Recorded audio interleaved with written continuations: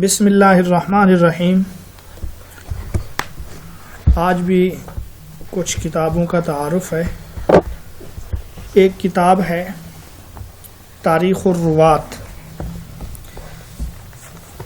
تاریخ الروات اس کو تاریخ یحییٰ بن معین یہ بھی کہا جاتا ہے۔ کتاب کی تصویر آپ کے سامنے ہے۔ امام بخاری رحمۃ اللہ علیہ کے اس اساتذہ میں سے ہیں یحییٰ بن معین رحمۃ اللہ علیہ۔ 158 ہجری میں یا 157 ہجری میں ان کی پیدائش ہوئی بغداد میں، اور ان کی وفات جو ہے 233 یا جو 234 ہے بغداد میں۔ تو آپ نے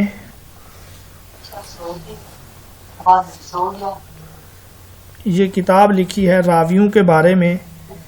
تاریخ یحییٰ بن معین کو التاریخ والعلل بھی کہا جاتا ہے۔ آپ اس کتاب میں سب سے پہلے صحابہ کا تذکرہ کرتے ہیں، پھر مکہ، مدینہ، کوفہ، بصرہ اور دیگر شہروں کے جو تابعین ہیں ان کا تذکرہ کرتے ہیں۔ راوی اگر کنیت سے مشہور ہے تو اس کا نام بتا دیتے ہیں، اگر نام سے مشہور ہے تو اس کی کنیت بتا دیتے ہیں۔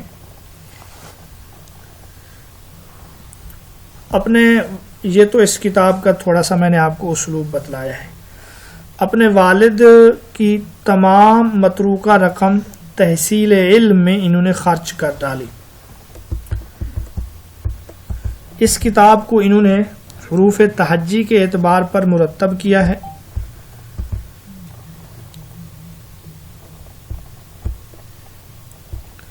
جرح تعدیل کے حوالے سے یہ حکم بھی لگاتے ہیں۔ اگلی جو کتاب ہے اس کا نام ہے التاریخ الکبیر۔ یہ بہت اہم کتابیں ہیں۔ التاریخ الکبیر الحافظ شیخ الاسلام، یہ ان کا نام لکھا ہوا ہے، محمد بن اسماعیل البخاری۔ امام بخاری رحمۃ اللہ علیہ کا تعارف ہم تفصیل سے پڑھ رہے ہیں۔ 194 ہجری میں امام بخاری کی پیدائش ہے بخارا میں۔ بچپن میں ان کی بینائی چلی گئی تھی، پھر والدہ کی دعاؤں کی وجہ سے ان کی بینائی واپس آئی۔ والدہ کو خواب میں حضرت ابراہیم کی زیارت بھی ہوئی تھی۔ عہد صحابہ سے لے کر اپنے زمانے تک کے جو راوی ہیں امام بخاری رحمۃ اللہ علیہ نے ان کا تذکرہ کیا ہے، اور اس کتاب کے مقدمہ میں سیرت النبی صلی اللہ علیہ وسلم کا ذکر بھی ہے۔ اس کو بھی حروف تہجی پر انہوں نے ترتیب دیا، مگر اس میں محمد کو سب سے پہلے ذکر کیا۔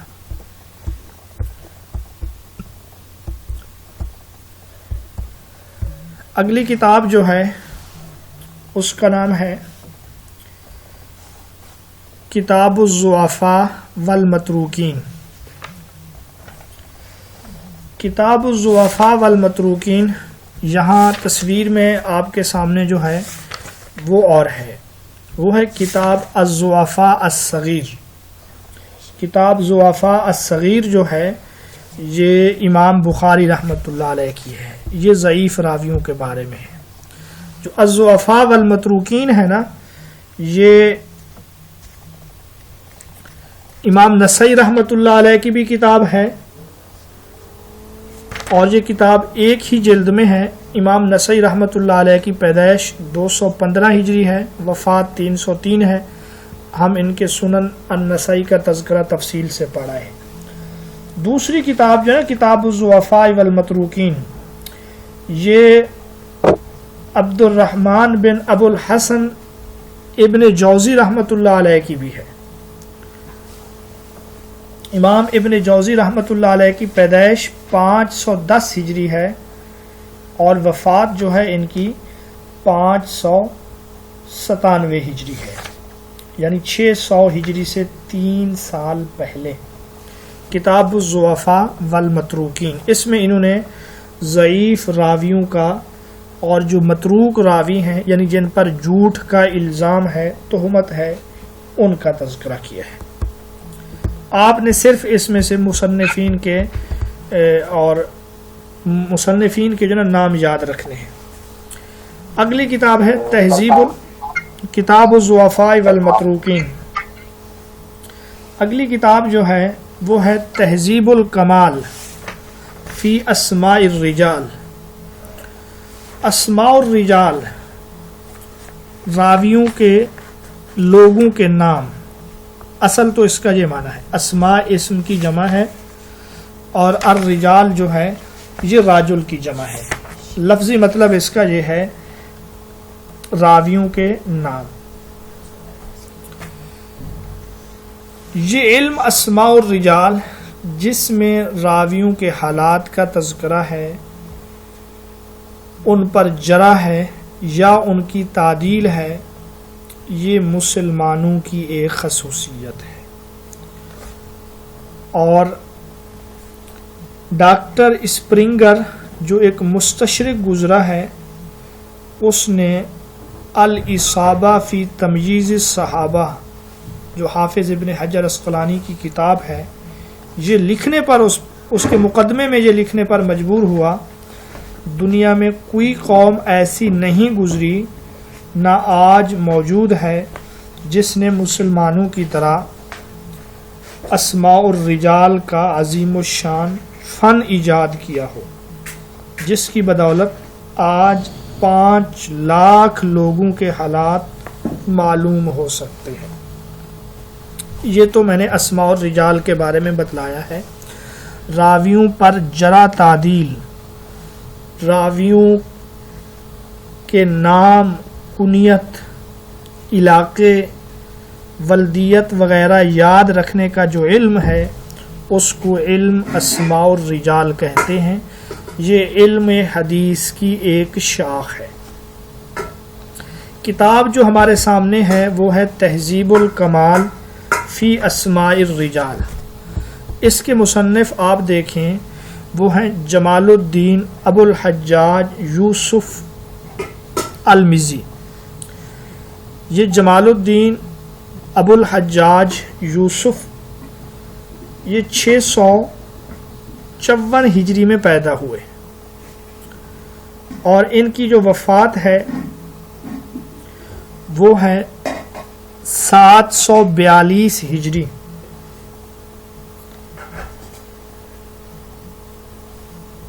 المزی آپ کو دمشق کے قریب ایک شہر ہے، وہاں پیدا ہوئے، اس وجہ سے آپ کو المزی کہا جاتا ہے۔ یہ جو کتاب ہے نا تہذیب الکمال، یہ کتاب جو صحاح ستہ کے راوی ہیں ان کے بارے میں ہے۔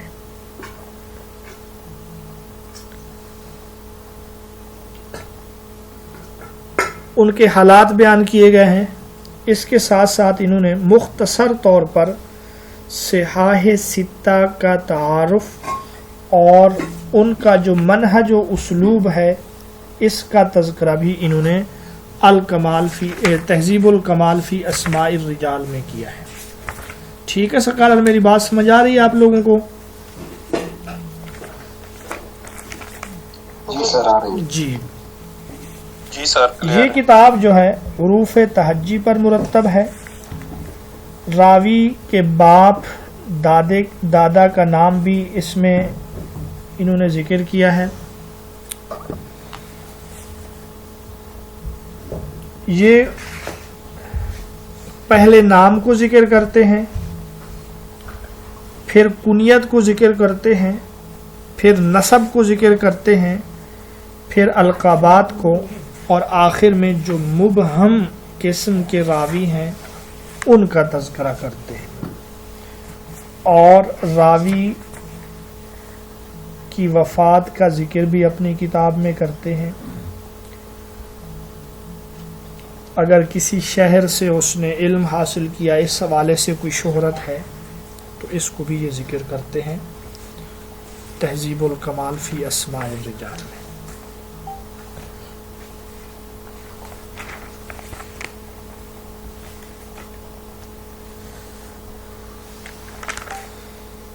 اور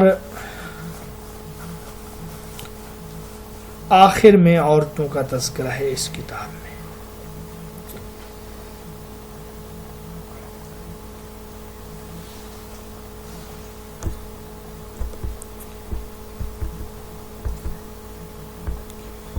ایک اور کتاب ہے کتاب الجرح والتعدیل،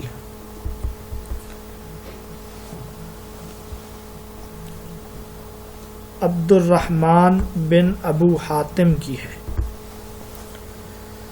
جرح تعدیل کے موضوع پر ابن ابی حاتم رازی کی مشہور و مقبول کتاب ہے، عربی زبان میں ہے۔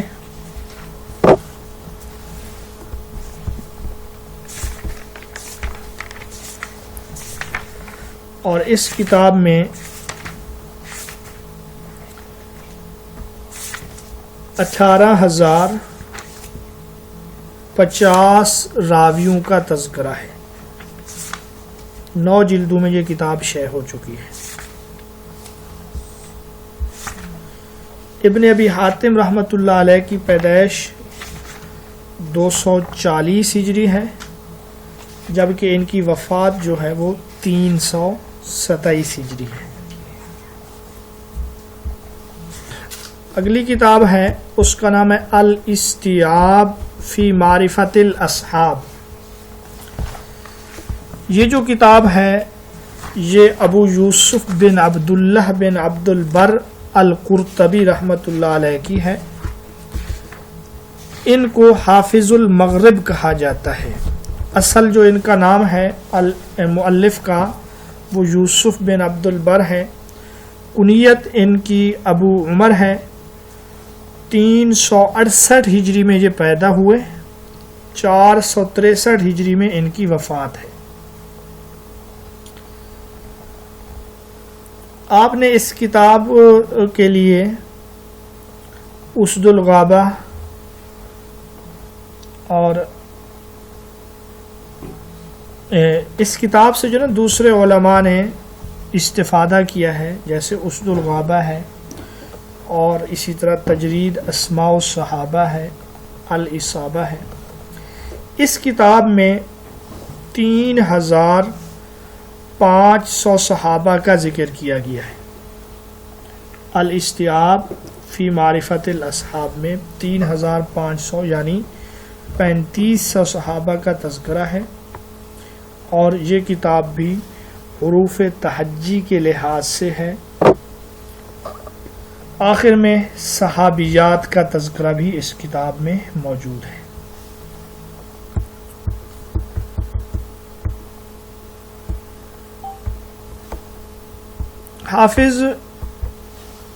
حافظ مغرب جو ہیں یہ مالکی فقہ سے تعلق رکھتے تھے، اور آپ کی موطا کی ایک شرح بھی ہے، التمہید ہے، اسی طرح الاستذکار ہے، یہ موطا کی شروحات ہے۔ اصول حدیث میں بھی آپ نے کتابیں لکھی ہیں، ان کا تذکرہ بھی ہم اصول حدیث کی کتابوں میں کریں گے۔ اسد الغابہ فی معرفت الصحابہ،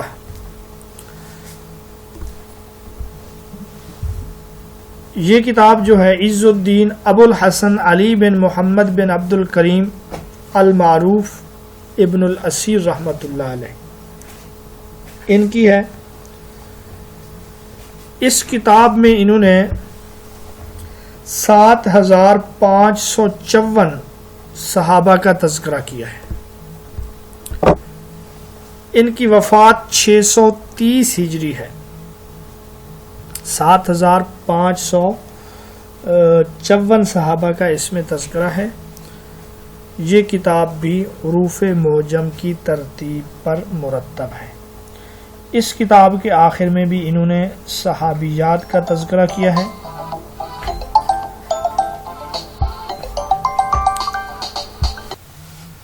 آپ کتاب کے مقدمے میں لکھتے ہیں کہ اس کتاب کو میں نے الف با تا سا کی ترتیب پر مدون کیا ہے، اور ناموں میں حرف اول، حرف ثانی اور حرف ثالث کو لازم پکڑا ہے، اسی طرح آخر اسم تک ہے، یعنی ہر نام کے پہلے، دوسرے اور تیسرے حرف کا انہوں نے اعتبار کیا ہے۔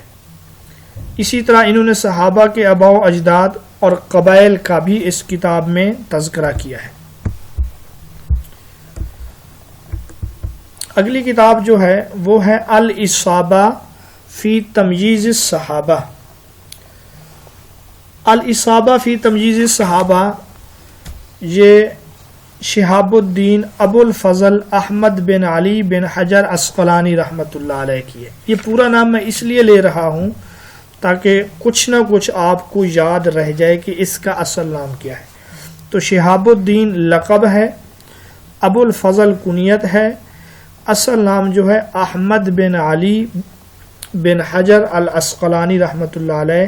ان کی وفات 852 ہجری میں ہوئی ہے، وفات 852 ہجری ہے۔ صحابہ کی معرفت اور پہچان کے لیے یہ بہت ہی اہم کتاب ہے۔ اس کتاب میں آپ نے صحابہ کو ہر حرف میں 4 اقسام میں تقسیم کیا ہے۔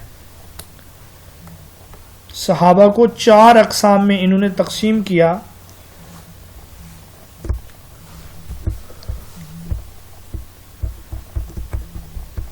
ان میں سے جو قسم اول ہے ان صحابہ کے بارے میں ہے جن کی صحابیت بطور روایت ثابت ہے، خواہ وہ خود راوی ہیں رسول اللہ صلی اللہ علیہ وسلم سے یا دوسرے سے انہوں نے اس کو نقل کیا ہو۔ قسم ثانی جو ہے ان صحابہ کے بارے میں ہیں جو خود صحابہ تو ہیں لیکن دوسرے صحابہ کے مقابلے میں عمر میں چھوٹے تھے۔ اور جو تیسری قسم ہے اس میں مخضرمین کے تراجم شامل ہیں، یعنی جنہوں نے جاہلیت اور اسلام دونوں کا زمانہ پایا اور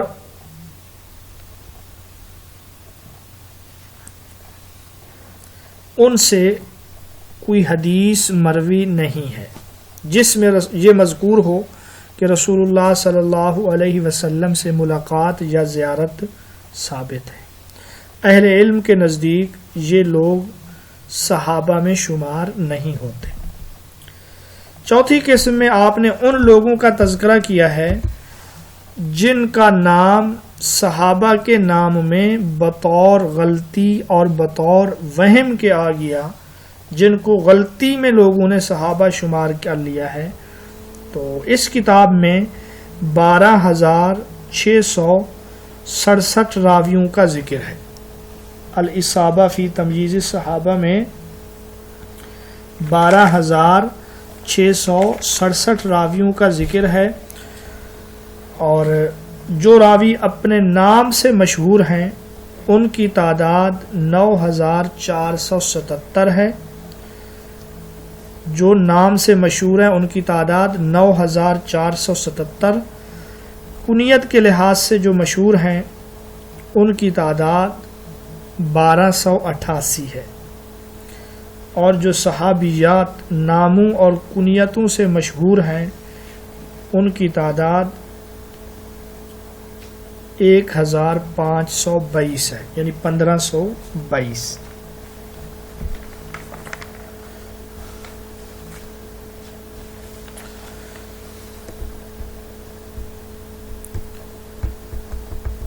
جی اگلی کتاب جس کا ہم تذکرہ کرنے لگے ہیں وہ ہے، یہ جو کتابیں تھیں نا اوپر، یہ سب جرح و تعدیل کے بارے میں ہیں، یہ اسماء الرجال کے بارے میں ہیں،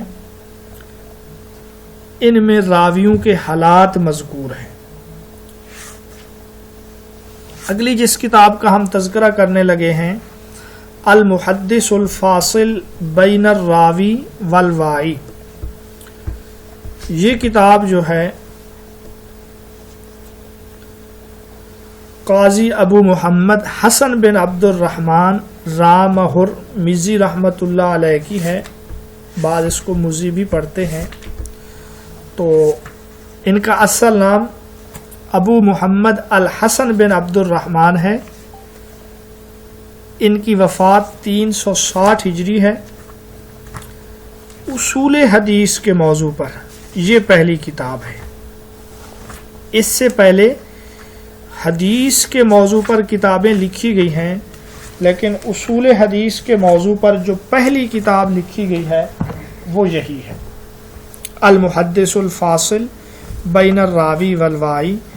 تو آپ جانتے ہیں کہ جس فن پر پہلی کتاب ہو تو اس میں اس فن کے تمام علوم کا احاطہ نہیں کیا جا سکتا.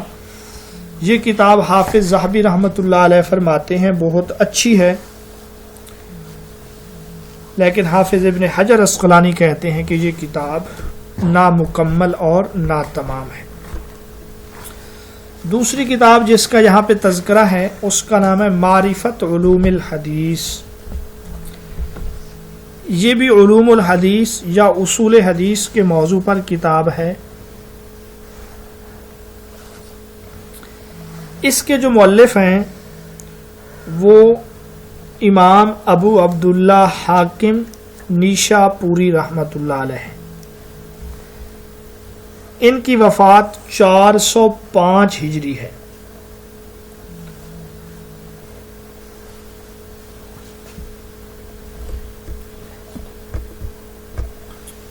یہ مصطلح الحدیث پر منظم لکھی جانے والی کتاب ہے. اس کتاب میں علوم الحدیث کی 50 انواع کا تذکرہ کیا گیا ہے اور یہ کتاب اب مطبوع ہے. معرفت علوم الحدیث محمد بن عبداللہ حاکم نیشاپوری کی ہے. اچھا، اس کے بعد اگلی کتاب جو یہاں ہمارے سامنے ہے اس کا نام ہے الکفایہ فی علم الروایہ. اچھا، اس الکفایہ سے پہلے ہم ایک کتاب کا تذکرہ کر لیتے ہیں. 2 کتاب نیچے ہے، وہ آپ کے پاس اگر فائل ہے تو اس میں 2-3 کتابیں نیچے ہیں. اس کا نام ہے المستخرج علی معرفت علوم الحدیث. المستخرج علی معرفت علوم الحدیث، یہ نام ٹھیک لکھا ہوا ہے لیکن تصویر غلطی سے جو ہے نا مستخرج علی صحیح البخاری کی ہے. المستخرج علی علوم الحدیث علی معرفت علوم الحدیث جو ہے اس کے مؤلف ہیں ابو نعیم احمد بن عبداللہ اصبہانی رحمۃ اللہ علیہ. ان کی وفات ہے 430 ہجری. امام حاکم رحمۃ اللہ علیہ نے جو چیزیں چھوڑ دیں جو ان سے درج نہ ہو سکے تو اصبہانی رحمۃ اللہ علیہ نے اس کتاب میں ان کو درج کیا اور اس کا یہ نام رکھا المستخرج علی معرفت علوم الحدیث.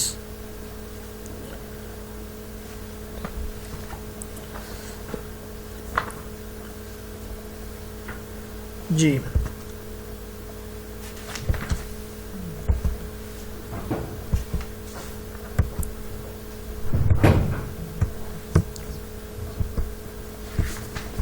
علوم الحدیث یا اصول الحدیث کے موضوع پر اگلی جس کتاب کا ہم تعارف کروانے لگے ہیں اس کا نام ہے الکفایہ فی علم الروایہ. الکفایہ فی علم الروایہ یہ حافظ ابو بکر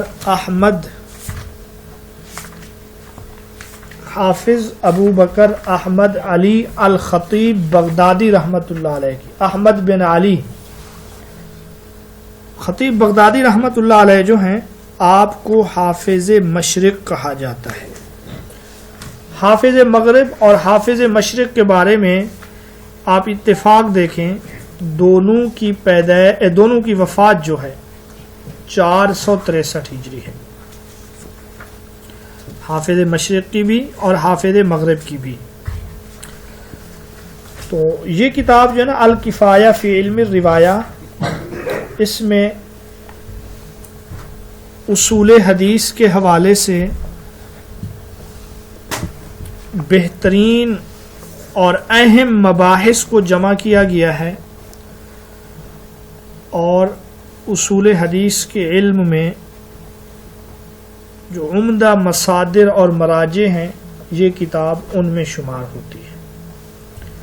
بلکہ بعض تو یہ کہتے ہیں خطیب کے بعد جو بھی آئے انہوں نے اسی سے ہی استفادہ کیا، یعنی خطیب بغدادی رحمۃ اللہ علیہ سے استفادہ کیا انہوں نے.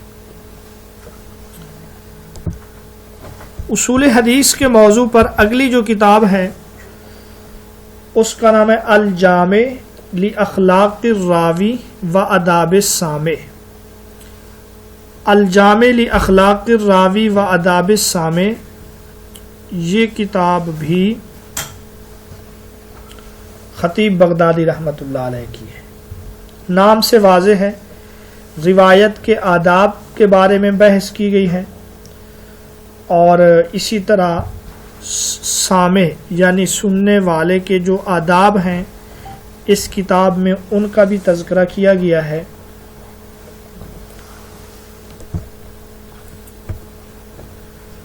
کہا جاتا ہے فنون حدیث میں شاید ہی کوئی فن ایسا باقی رہ گیا ہو جس پر خطیب بغدادی نے کتاب نہ لکھی ہو. جی ایک اور کتاب اس کے بعد جو لکھی گئی اصول حدیث کے موضوع پر الجامع کے بعد، اس کا نام ہے العلماء الی معرفت اصول الروایہ و تقیید السماع. یہ جو العلماء ہے اس کے مصنف قاضی عیاض بن موسیٰ ہیں رحمۃ اللہ علیہ. قاضی عیاض بن موسیٰ، ان کی وفات ہے 544 ہجری.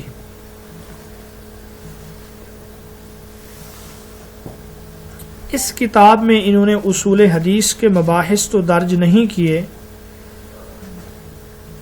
حدیث کو حاصل کر کے اپنے پاس محفوظ رکھنے اور دوسرے تک پہنچانے کے حوالے سے اس میں تذکرہ کیا گیا ہے، جس کو ہم تحمل حدیث کہتے ہیں، اخذ حدیث کہتے ہیں، ادائے حدیث کہتے ہیں.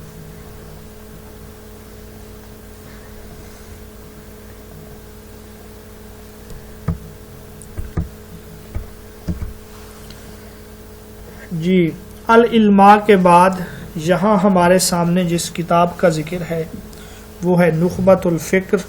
لیکن نخبۃ الفکر کو پڑھنے سے پہلے ایک اور کتاب کے مؤلف اور کتاب کا نام، چھوٹا سا رسالہ ہے جس کا نام ہے ما لا یسع المحدث جہلہ. ما لا یسع المحدث جہلہ، اس کے مؤلف ہیں ابو حفص عمر بن عبد المجید المیاجی. ٹھیک ہے. ان کی وفات 580 ہجری ہے.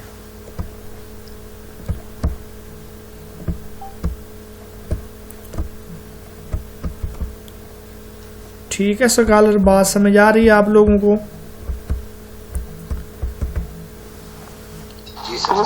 جی اچھا، ایک اور کتاب ہے اس کا نام ہے علوم الحدیث. اب آپ نے فرق کتابوں میں یاد رکھ، ایک آپ پیچھے پڑھ رہے ہیں معرفت علوم الحدیث، ایک یہاں پر کتاب ہے اس کا نام ہے علوم الحدیث. بعض جگہوں پہ اس کا نام آپ کو ملے گا معرفت انواع علوم الحدیث. اب یہ جو معرفت انواع علوم الحدیث ہے اس کے مؤلف ہیں ابو عمرو عثمان بن عبد الرحمن، جو مشہور ہیں ابن الصلاح کے نام سے. ابن الصلاح کتاب کا نام، یا تو خالی علوم الحدیث جس کو مقدمہ ابن الصلاح کہتے ہیں، یا پھر معرفت انواع علوم الحدیث. یہ کتاب جو ہے سب سے عمدہ اور بہترین کتاب ہے، اور اس سے پہلے جتنی کتابیں لکھی گئیں ان میں جو کچھ بھی تھا آپ نے اس کتاب میں اس کو بند کر دیا.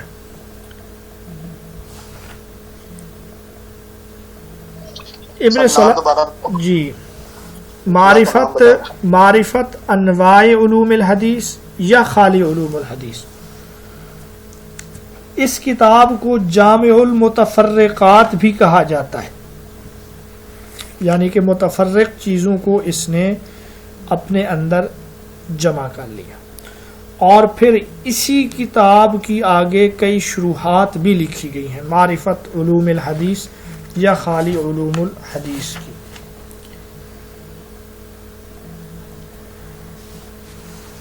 جی آپ میں سے کوئی بتا سکتا ہے اس کتاب میں علوم حدیث کے کتنے انواع کا ذکر ہے؟ 47. دوبارہ سوچ لیں اور آرام سے بتائیں. 47. میں بدر الدین زرکشی کا نہیں پوچھ رہا. سر کس کا پوچھا آپ نے؟ دوبارہ پوچھیے گا. مقدمہ ابن صلاح میں انواع حدیث، مقدمہ ابن صلاح میں. سر 65 ہے. جی زبردست. دیکھیں ساجدہ آپ ہر دفعہ غلطی کر جاتی ہیں. ہم علوم الحدیث پڑھ رہے ہیں اور آپ کے ذہن میں علوم القرآن ہے. اس میں جی 65 انواع کا ذکر ہے. بھائی اس کے علاوہ جی یہاں پہ میرے خیال سے لاسٹ ہے نا سر جو ابن حجر اسقلانی کی اوپر ٹھیک ہے، نیچے نا کمپوزنگ میں نام میرے خیال سے غلط ہے، ابو الفاضل علی بن احمد لکھا ہے. احمد ابو الفاضل احمد بن علی احمد ہے. جی احمد نام ہے ان کا. اوپر پکچر میں صحیح لکھا. جی التقریب والتحسیر یہ بھی ایک کتاب ہے لمعرفت سنن البشیر والنذیر. یہ کتاب محی الدین یحییٰ بن شرف النووی رحمۃ اللہ علیہ کی ہے. پھر اس کے بعد ایک اور کتاب لکھی ہے اصول حدیث کے موضوع پہ، اس کا نام ہے تدریب الراوی. تدریب الراوی یہ کتاب ہے حافظ ابن حجر علامہ جلال الدین سیوطی رحمۃ اللہ علیہ کی. یہ جو امام نووی رحمۃ اللہ علیہ کی تقریب ہے نا اس کی شرح ہے. جی چلیں یہ بتائیں کہ جلال الدین سیوطی رحمۃ اللہ علیہ نے علوم حدیث کی کتنی انواع کا اس میں ذکر کیا ہے؟ 93 یعنی 93 انواع کا ذکر کیا ہے علامہ جلال الدین سیوطی رحمۃ اللہ علیہ نے.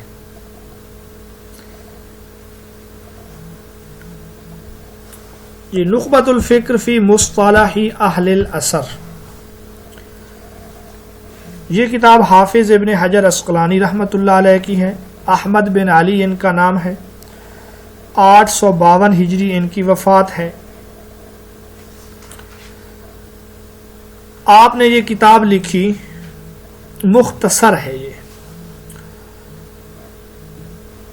اور پھر آپ نے خود اس کی شرح لکھی اور اس کا نام ہے نزہۃ النظر. نزہۃ النظر فی شرح نخبۃ الفکر فی مصطلح اہل الاثر. اب یہ اس کتاب کا پورا نام ہے نخبۃ الفکر. یہ پہلے آپ نے کتاب لکھی، مختصر متن ہے، پھر آپ نے اس کی شرح لکھی، اس کا نام ہے نزہۃ النظر فی شرح نخبۃ الفکر فی مصطلح اہل الاثر. یہ بہترین کتاب ہے اور ہمارے نصاب میں بھی یہ کتاب شامل ہے. آپ نے حدیث کی ابتدا میں ابن صلاح کے انداز کو اختیار کیا اور علوم الحدیث کی اہم انواع کو مختصر انداز میں آپ نے ذکر کیا. اگر آپ کو اردو کی کوئی بھی شرح مل جائے تو ضرور اس کا مطالعہ کریں. قواعد التحدیث یہ بھی ایک کتاب ہے، جمال الدین قاسمی رحمۃ اللہ علیہ کی ہے. جمال الدین قاسمی رحمۃ اللہ علیہ کا تعلق مصر سے تھا. جدید ترتیب سے انہوں نے عنوانات کا اس کتاب میں ذکر کیا ہے، اور محدثین کی جو حدیث کی اصطلاحات کے متعلق آراء ہیں ان کا بھی اس کتاب میں تذکرہ موجود ہے۔ قواعد التحدیث کے بارے میں کئی دفعہ پوچھا گیا ہے پیپر میں کہ اس کے مصنف جو ہیں کون ہیں، جمال الدین قاسمی رحمۃ اللہ علیہ۔ نظم الدرر فی علم الاثر، یہ بھی اصول حدیث کے موضوع پر کتاب ہے، نظم الدرر۔ اس کے مصنف جو ہیں زین الدین عبد الرحیم بن حسین العراقی ہیں۔ زین الدین بن عبد الرحیم بن حسین العراقی، ان کی وفات 806 ہجری میں ہوئی ہے۔ فتح المغیث فی شرح الفیۃ الحدیث، فتح المغیث یہ عبد الرحمن محمد بن عبد الرحمن السخاوی رحمۃ اللہ علیہ کی ہے، یہ بھی اصول حدیث کے موضوع پر ہے۔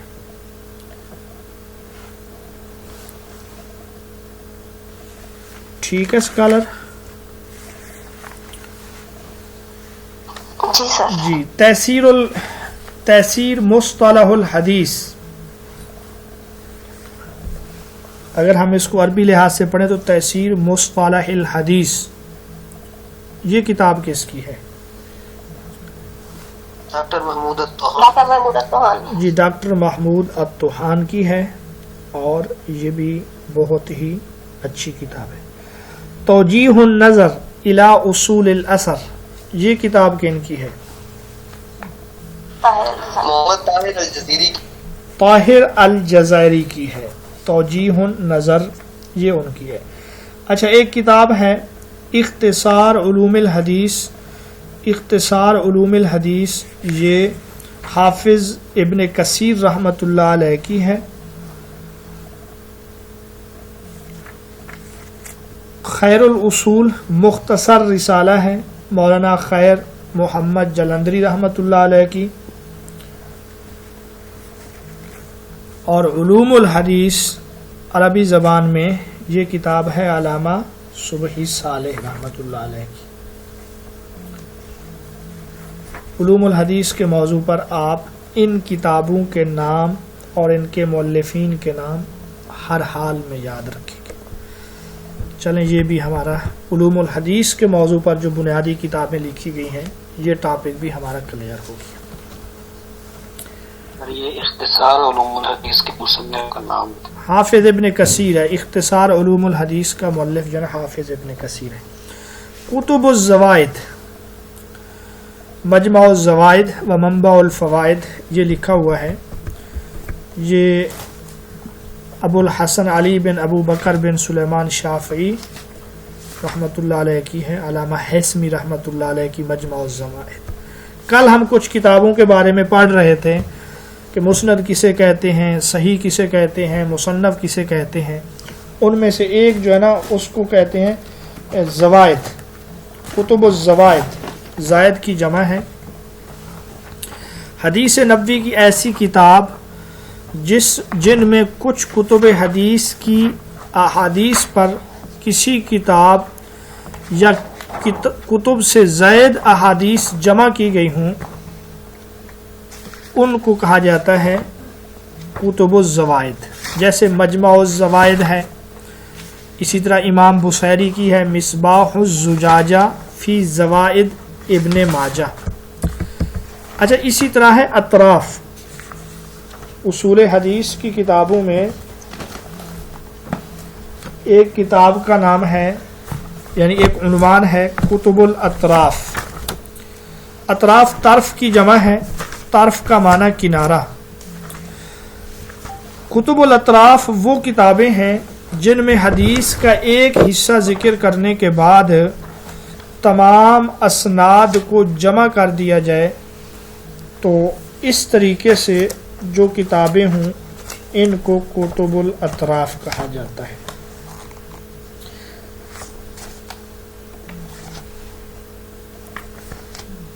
اب اس سے یہ ہوتا ہے کہ آپ کو حدیث کو تلاش کرنے میں آسانی ہوتی ہے.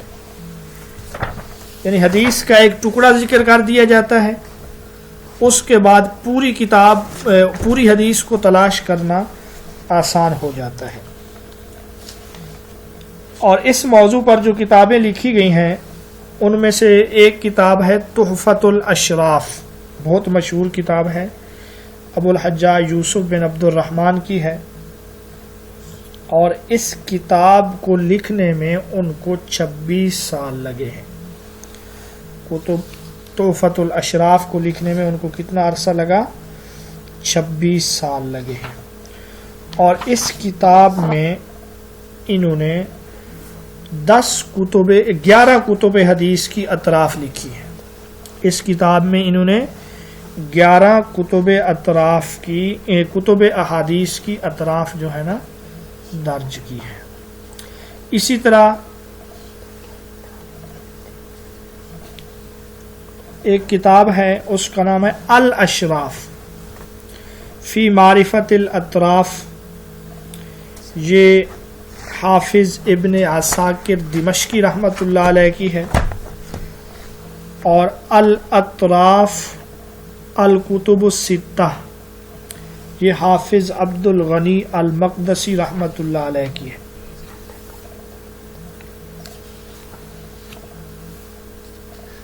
آپ نے صرف مؤلفین کے نام یاد رکھ لینے ہیں. اطراف الصحیحین، یہ بھی ایک کتاب ہے، اطراف الصحیحین، حافظ ابراہیم بن محمد عبید دمشقی کی ہے.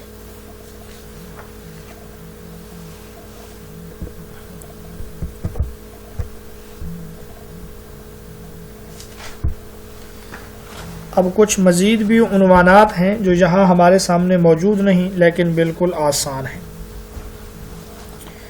ایک ہے جز. جز کسے کہتے ہیں؟ تو جز جس کتاب میں کسی خاص مسئلہ سے متعلق روایات ہوں اس کو جز کہتے ہیں. جیسے جز رفع الیدین، جز رفع الیدین، ٹھیک ہے، جز القراءۃ للبخاری. موضوعات، موضوع کی جمع، وہ کتابیں جن میں من گھڑت اور موضوع روایات جمع کر دی جائیں ایسی کتابوں کو موضوعات کہا جاتا ہے. جیسے مولا علی قاری رحمۃ اللہ علیہ کی کتاب ہے الموضوعات الکبیر، اور جلال الدین سیوطی کی ہے اللآلی المصنوعہ فی الاحادیث الموضوعہ، اور عبد الحی لکھنوی رحمۃ اللہ علیہ کی ہے الاحادیث المرفوعہ فی الاخبار الموضوعہ. تو موضوعات سے مراد وہ کتابیں ہیں جن میں من گھڑت اور موضوع روایات جمع کر دی گئی. کتب الترغیب والترہیب، ترغیب کا معنی رغبت دلانا، شوق دلانا، ترہیب کا مطلب ہے ڈرانا.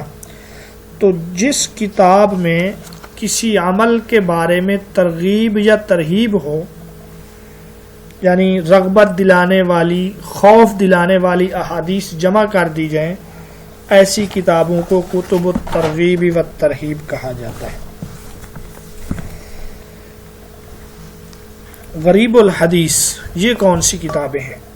وہ کتاب جس میں وہ احادیث آئیں جن کے اہم الفاظ کا لغوی یا اصطلاحی معنی بیان کیا گیا ہو، تو ایسی کتابوں کو کتب غریب الحدیث کہتے ہیں. یعنی حدیث کے الفاظ کا مفہوم، ان کے معانی بیان کیے گئے ہوں. یہاں آپ 2 کتابیں لازمی یاد رکھیں. ایک ہے علامہ زمخشری کی الفائق، اور دوسری ہے النہایہ فی غریب الحدیث، یہ ہے ابن اسیر جزری کی. النہایہ، اس کا موضوع کیا ہے؟ تو یہ غریب الحدیث کے بارے میں ہے، ابن اسیر جزری کی ہے. کتاب الاذکار، اذکار ذکر کی جمع ہے. تو وہ کتابیں جن میں ایسی دعائیں جمع کر دی جائیں جو رسول اللہ صلی اللہ علیہ وسلم سے منقول ہوں، تو ایسی کتابوں کو کتاب الاذکار کہا جاتا ہے. جیسے امام نووی رحمۃ اللہ علیہ کی کتاب ہے الاذکار، اور ابن جزری رحمۃ اللہ علیہ کی ہے الحسن الحسین. کتب تفسیر ایسی کتاب جس میں زیادہ تر احادیث ہی کے ذریعہ تفسیر کی گئی ہو، یعنی کسی آیت کی تفسیر کے بارے میں جو احادیث ہیں ان کو جمع کیا گیا ہو. جیسے فتح القدیر ہے. فتح القدیر اس کا شمار تفاسیر میں بھی ہوتا ہے، ہم پیچھے پڑھ رہے ہیں اس کو، تفسیر بالماسور بھی اس کو کہہ سکتے ہیں. اور اسی طرح علامہ جلال الدین سیوطی کی جو کتاب ہے نا الدر المنصور، تفسیر ہے، تفسیر بالماسور ہے، کیونکہ اس میں احادیث زیادہ ہیں. اچھا، ایک اور ہے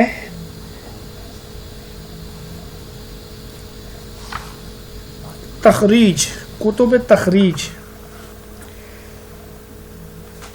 وہ کتاب حدیث جس میں کسی کتاب کی بے سند اور بے حوالہ حدیث کو سند اور حوالہ کے ساتھ ذکر کرنا، اس کو کیا کہتے ہیں؟ کتب تخریج کہتے ہیں. مثلا ہدایہ میں احادیث ہیں لیکن حوالہ درج نہیں ہے کہ امام صاحب ہدایہ نے یہ حدیث کہاں سے لی ہے، سند درج نہیں ہے. تو اب ان احادیث کو اصل ماخذ کو جا کے تلاش کرنا، ان کی سند کو دیکھنا، اور جہاں سے وہ حدیث لی گئی ہے اس چیز کو دیکھنا، اس کو کیا کہتے ہیں؟ کتب تخریج. جیسے ابن حجر عسقلانی رحمۃ اللہ علیہ کی کتاب ہے الدرایہ لتخریج احادیث الہدایہ.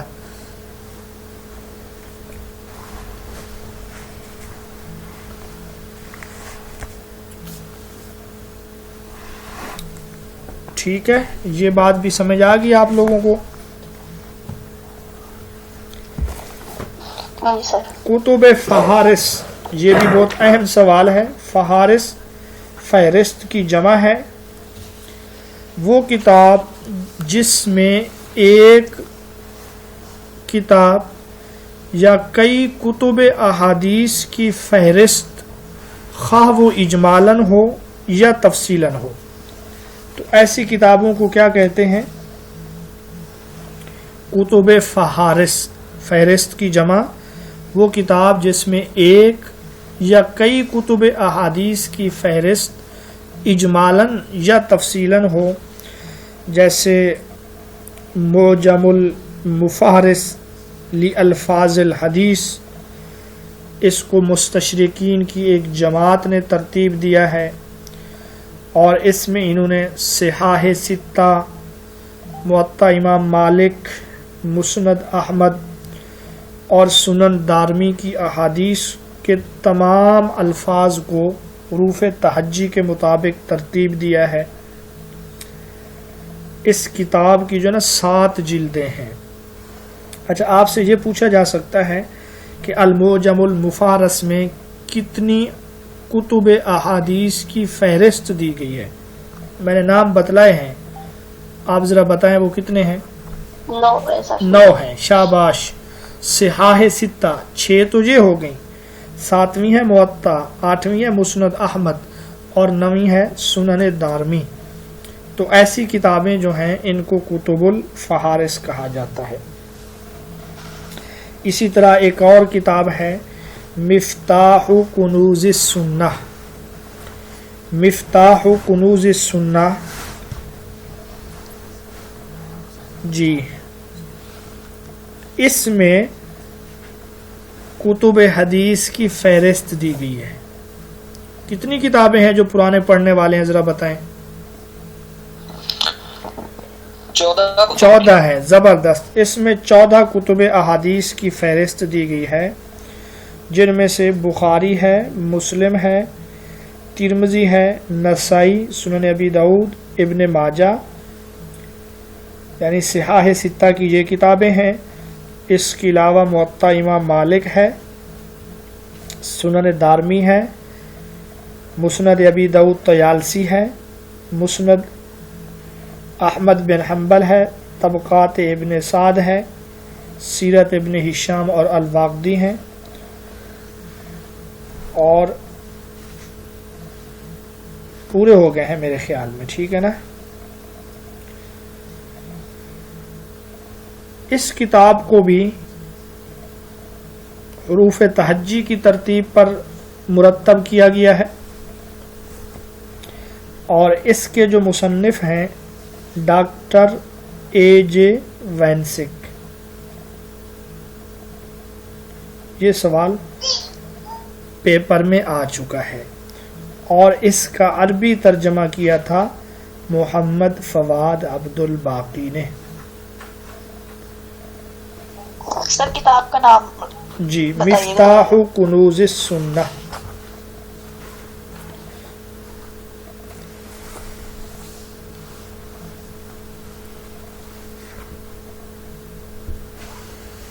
اسی طرح ایک ہے کتب الجامع یا مجمع۔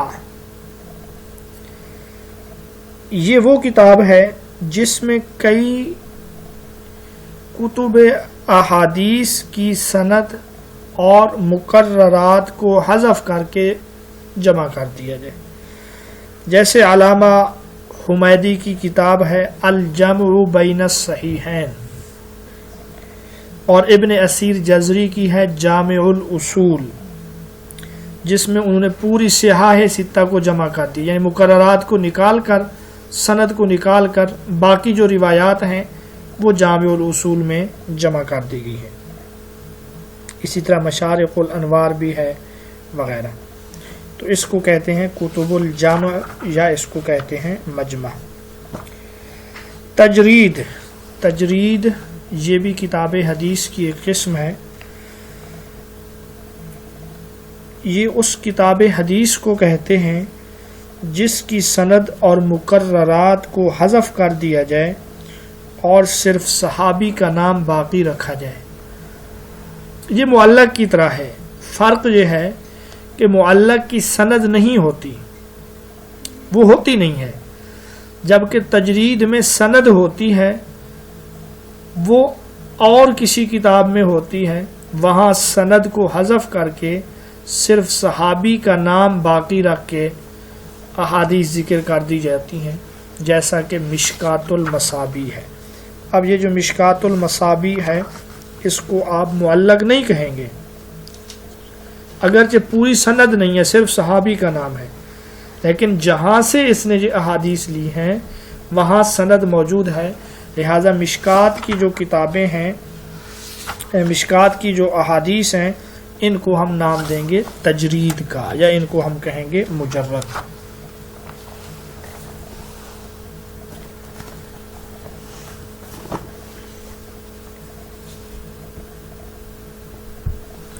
ایک اور عنوان ہے، وہ ہے کتب الامالی۔ امالی املا کی جمع۔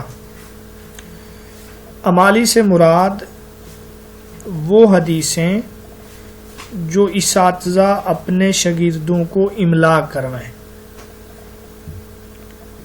اس زمانے میں محدثین کا یہ دستور تھا کہ ہفتے میں ایک دن یا 2 دن کسی جگہ پر مثلا مسجد میں شاگردوں کو بلا کر احادیث کی املا کراتے تھے، احادیث لکھواتے تھے، تو یہ جو ہے نا کتب الامالی کہلاتی ہے۔